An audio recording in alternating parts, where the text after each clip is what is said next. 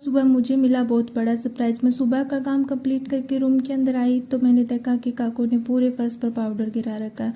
फिर मुझे बाहर किसी के बोलने की आवाज़ सुनाई थी तो मैं देखने गई भी कौन है, और मैंने जाके देखा तो मेरी छोटी ननंद आई थी और इन्होंने हमें दिया था सरप्राइज़। पहले नहीं बताया था कि हम आने वाले हैं। यहाँ पर मेरी बड़ी ननंद अपना सूट दिखा रही है कि मैं कियाँ लागूँ, तो अचानक से हमारे घर पर आ गए थे जमाई राजा। तो मम्मी ने बनाया फटाफट हलवा, और यहाँ पे पापा मुझे सजेशन दे रहे थे कि तू ऐसे वीडियो बनाया कर, वैसे वीडियो बनाया कर, ये बोला कर, वो बोला कर। फिर मैं सबसे पहले नहा कर किए कपड़े चेंज, और कपड़े चेंज करके मैंने बनाया फटाफट रोटियां, क्योंकि खाना खिलाना था। खाना मैंने रोटियां बनाकर एक बार किचन साफ कर दिया था, क्योंकि खाना तैयार करना था, थोड़ा ईजी हो जाता है अगर सेटअप साफ हो तो।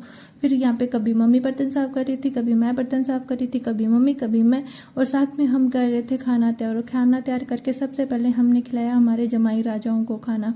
इन सबको खाना खिलाकर फिर हम ननंद भाभीयों ने भी खाना खाया आराम से बैठकर। फिर खाना खाकर हम सबने की बैठकर मिलकर बातें और बातें करके फिर मैंने अपने भाभी होने का फ़र्ज निभाया, मेहंदी लगाई। इतने में हो गई थी दोपहर को मैंने चाय के साथ पकौड़ों की तैयारी की और मैं बनाने को जा रही थी। बन कुछ ही गया था। मैंने एक आलू और सूजी की कुछ रेसिपी देखी थी, बट जैसा मैंने वीडियो में देखा था वैसा मेरे से बना नहीं।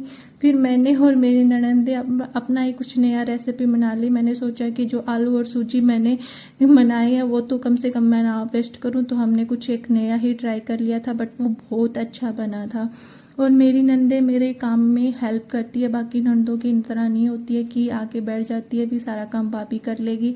वो हमेशा ही मेरे काम में हेल्प करती है। वैसे ही आज इन्होंने भी मेरी हेल्प की थी, पूरे टाइम मेरे पकौड़ों में बनाने में और चाय बनाने में मेरी हेल्प की थी।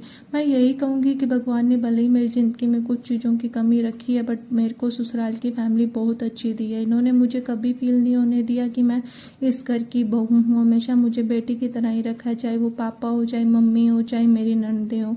ये दोनों मेरा बहुत करती है। फिर हम सब ने मिलकर बैठकर खाए पकोड़े, और पकोड़े हमारे घर में सबसे ज़्यादा पापा को पसंद है। और पापा से मुझे अप्रूवल मिल गया था कि पकोड़े बहुत अच्छे बने हैं, क्योंकि हमेशा मम्मी पकोड़े बनाती है, आज मैंने फर्स्ट टाइम ट्राई किए थे। फिर पकोड़े खाकर दीदी और ने की राखी बांधने की तैयारी, और इस बार मेरे काकू ने भी राखी बंधवा ली थी। बाकी टाइम पिछले साल ये रोने लग गया था, राखी बंधवाता नहीं है, बट इस बार इसने अच्छे से राखी बंधवा ली थी।